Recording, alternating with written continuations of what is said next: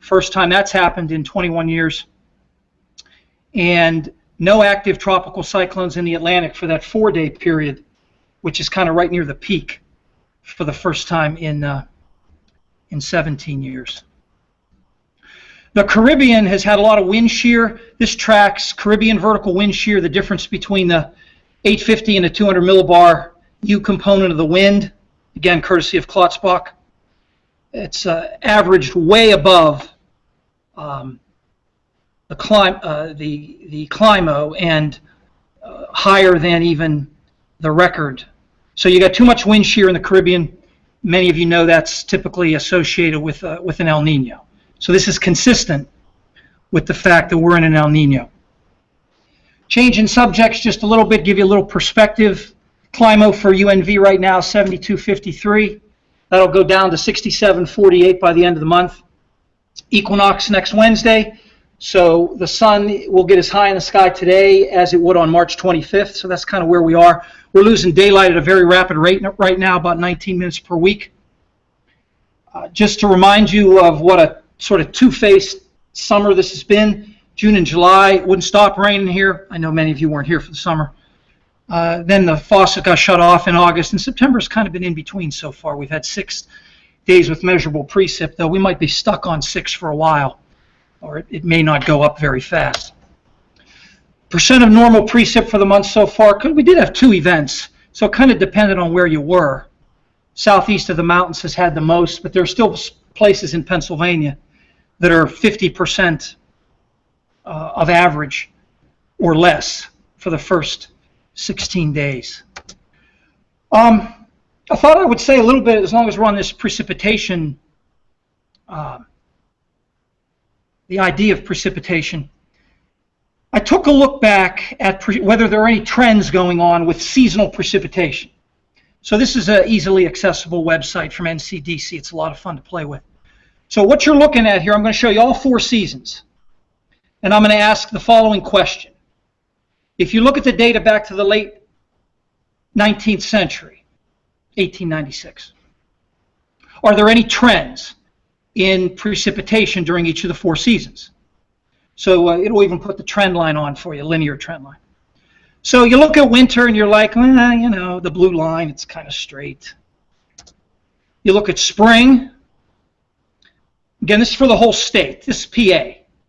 So whatever magic goes on in the climate office to average all that data together and make dinner, that's all reflected in here.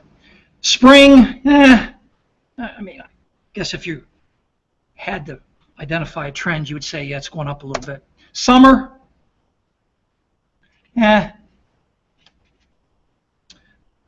fall, autumn. It's remarkable how autumn really sticks out as the only, again, we're using the meteorological seasons here. You can go ahead and define any group of 3 months any way you want. This is what we do.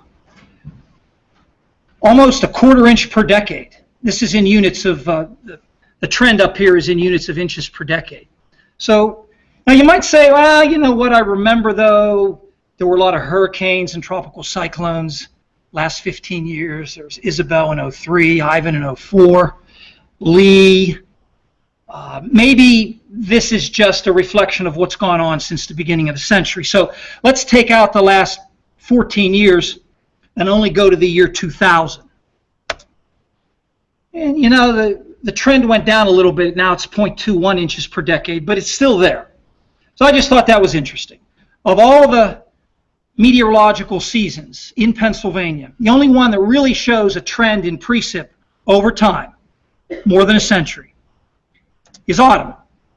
And when you simply break it down by month and you ask, well, are there trends within the months? And I've grouped this with December on the left so that you can put the seasons together. First 3 months, so here's winter, spring, summer. Sounds like I should make this into a song. Winter, spring, summer, and fall. All you've got to do is call and I will be there. Yes, I will. You've got a friend.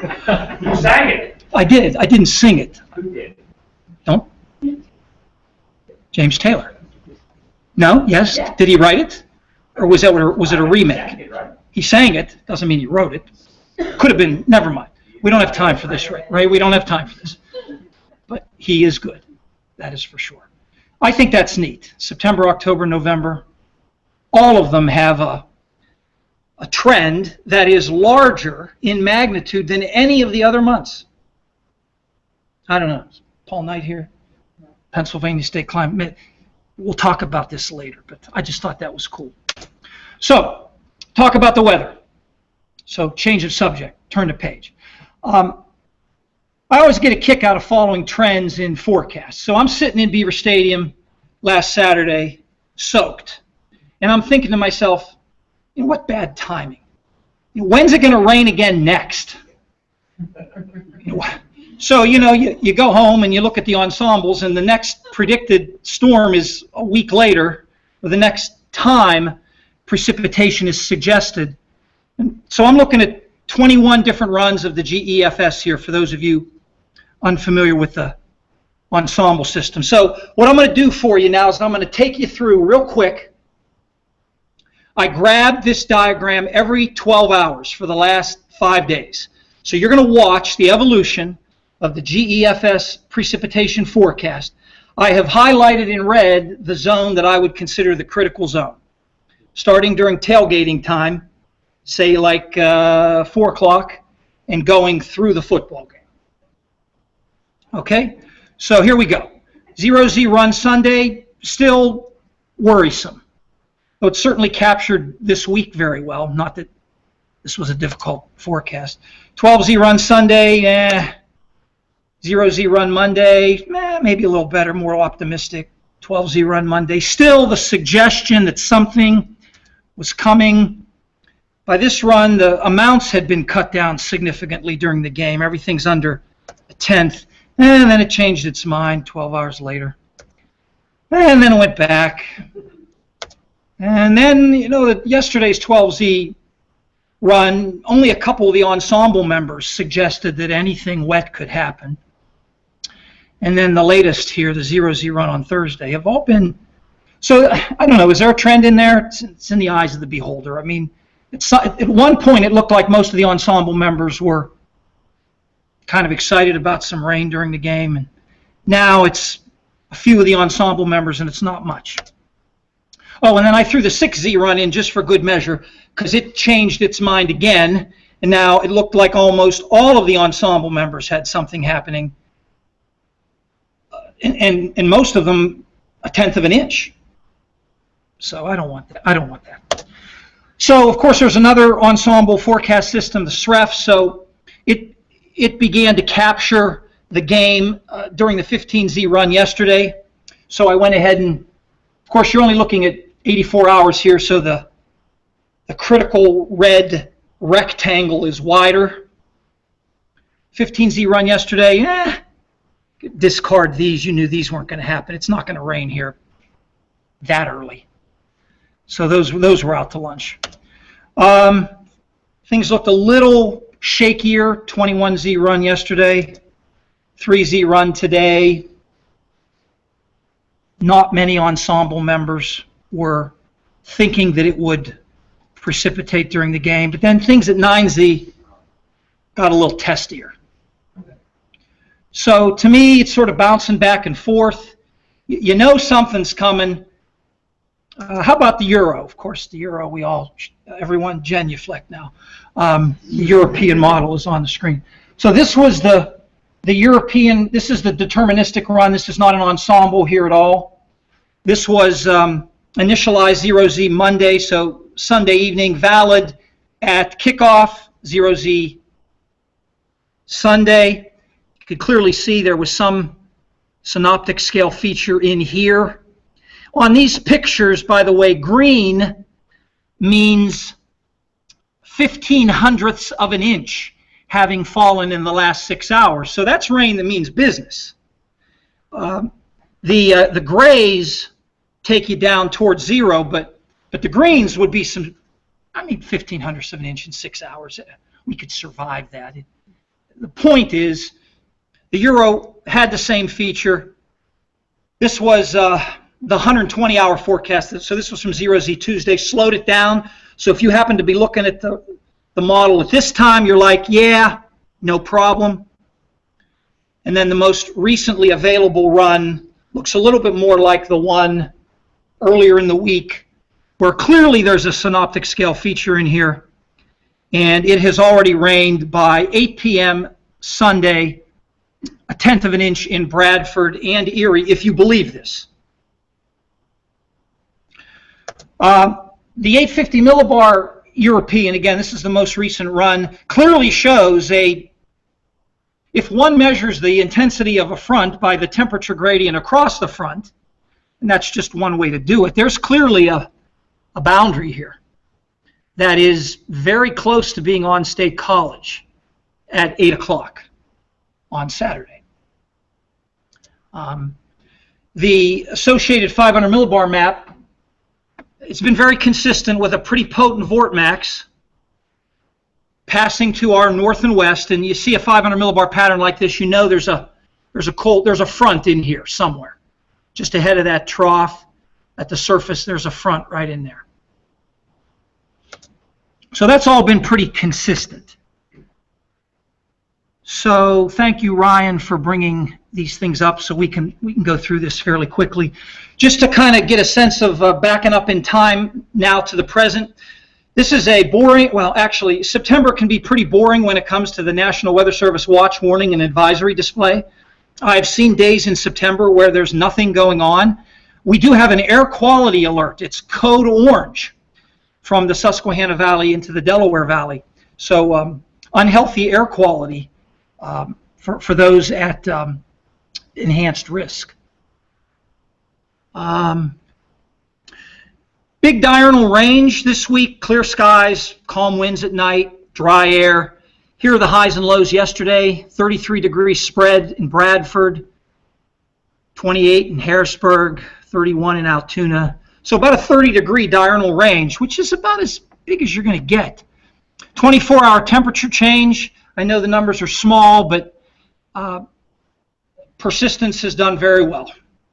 Persistence may be modified a smidge for the air mass, which is modifying, would have been a good forecast. I love this page, hourly departures from average. So where do we stand compared to climatology? On the plus side of average, in fact, some locations in the vicinity of Pennsylvania are in the warmest 10% compared to climatology on this day at this time. So there's your satellite image, kind of a weak upper air low has been giving problems to Florida all week, plus there's easterly low-level flow there because the big high's up here. So you got low-level easterlies into Florida. To our west, you can see the clouds associated with the next advancing systems. The real potent vortex, though, is still back here. So this thing here, not only is it moving northeast, but it's moving away from the upper air forcing. So it'll take time. This may look ominous, but the end result of all of this will be a front going through here late in the day Saturday. So we got time. Here's the radar, which I don't usually go to an outside vendor, but we use WSI products here. So I only wanted to show this because there has been some snow reported at higher elevations. Snowbird in Utah, Jackson Hole, Wyoming, above 10,000 feet actually reported snow yesterday. So much needed out here. Even in places where there have been fires in Northern California, there's been some rain, which of course is good news. So let's take a look at the ensemble mean now from the SREF, focusing down here on this bottom right panel. There's your 500 millibar flow, and you can see here's the vortmax that means business. It's a little farther south, and that'll project eastward. So by the time you get to 5 o'clock on Saturday afternoon, that's a 500 millibar pattern that would sponsor a cold front right in here. The best forcings to our north and west, but this looks like the kind of situation that's affiliated with a broken line of showers and maybe even an embedded thunderstorm, probably to our north, going through here. And the timing looks to be shortly before kickoff, more or less. Even the ensemble means 700 millibar relative humidity. I mean, this often, because you're using runs, usually the timing is off, and so it smooths it all out. And when you average 21 runs together, the 700 millibar relative humidity pattern often looks, well, not very impressive, but there it is. Again, I'm focusing on the bottom right panel here. There is a distinct 700 millibar cloud signature in the ensemble mean. So at the very least, it's going to cloud up here later in the day on Saturday. I think we can be pretty certain of that. Even the ensemble mean precipitation, and again, this is a model. I know that we're supposed to, it's guidance, it's not gospel. But there's the 0Z. There's pretty good agreement here and in the GFS actually that we might have to deal with a shower or a period of rain approaching around game time. I would be hard-pressed to take that out of my forecast, though the antecedent dry conditions favor not much going on. The passage of the vortex to our north and west favors not much happening here. My experience tells me that these things will come through as a broken line, and the leading edge will evaporate because it's still going to be pretty dry at the surface. So I don't think it's a big deal. but I do think it has to be in your forecast. The chance of a shower sometime in the 7 p.m. to midnight time frame. And I welcome conflicting opinions for sure. So the warmth continues. The cold front, though, goes through. If we can look a little bit beyond, then weather looks pretty good for the picnic on Sunday. Here's your 18Z Sunday. By that time, that front is well off the coast. Next area of high pressure is building in. 700 millibars has dried out nicely. We've cooled down quite a bit at 850. So instead of 82, which is, around about where we are today, tomorrow, maybe even Saturday, 72, maybe even upper 60s, with a breeze out of the north on Sunday. And then things get a little more complicated early next week. This next disturbance wants to, depending on which model you believe, cut off, slide to our south, retrograde. So the period from Monday to Wednesday strikes me as kind of an unsettled period where we might have some easterly flow. It'll definitely be cooler, but it doesn't strike me, and the Euro agrees, it doesn't strike me as a period with a lot of rain. Maybe a little bit of drizzle here, a day with a couple showers. Certainly nothing will compare to this week in terms of Chamber of Commerce weather. But at least the beginning of next week looks cloudier and cooler. But once you get past that, if we then just take a gander at the ensemble mean 500 millibar flow, once we get past that little weakness right here early next week, heights to our north, 500 millibar heights to our north are still well above average. You can imagine that kind of pattern favoring surface high pressure just to the east of the sort of the ridge axis, which is out here. That could have its problems with a little bit of easterly flow if the high ends up in the wrong place. But the overall 500 millibar pattern, even projecting forward, is very insistent on relatively high heights in the east. And so, to me, that suggests, and all of the ensemble thickness patterns are buying into this, whether you look at the Canadian or the GEFS or the Navy model, that at the very least, the lower troposphere, on average, is going to remain relatively warm for the next 2 weeks. And so it seems to me a reasonably safe forecast is that we don't see any strong cold fronts pushing through in the next, say, 7 to 10 days, to keep it conservative, that would make people say, oh my gosh, winter's here already, or where did fall go, or they're paying us back for the weather last week. I just don't see those statements being on the tips of our tongues in the next 2 weeks or so. Does anybody have any thoughts about the game or things you think? Bill? What do you think about the chances of an uncomfortable drop in temperature? Whether it's low dew points? It didn't strike me as the 850 millibar signature was pretty pronounced, but it didn't strike me as an uncomfortable drop. I mean, I think that the people should take jackets. I mean, if you're going to be out there all day, you're probably not going to have a jacket on during the day. But I'm going to take a jacket into the stadium. That's what I'm doing.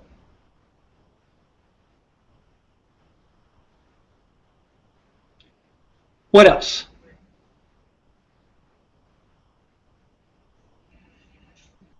None of the experienced forecasters here have a different take on Saturday, at least during the game.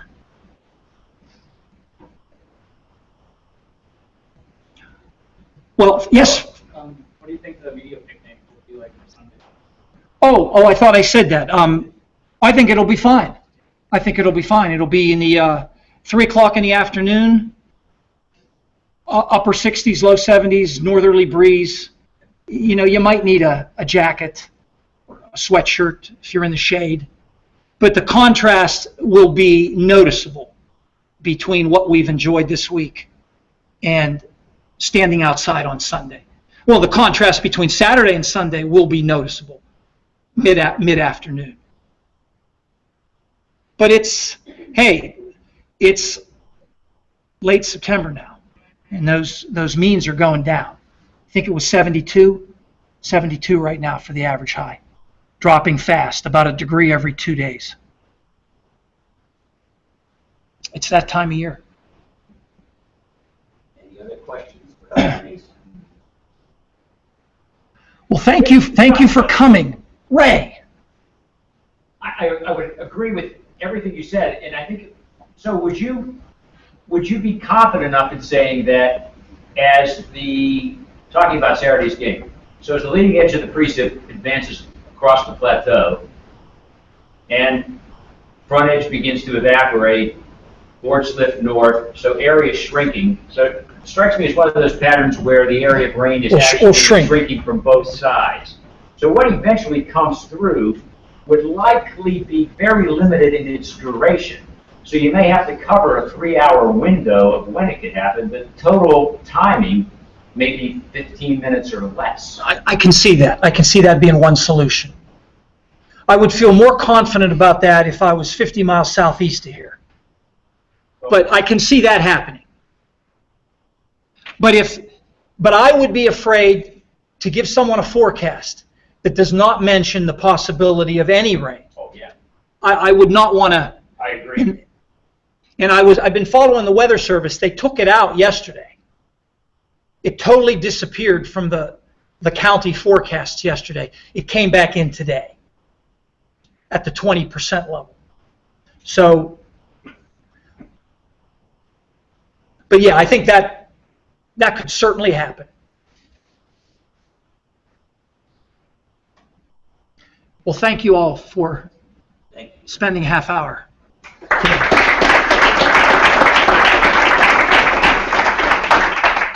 Next week's speaker will be Eric Pitlock. All right.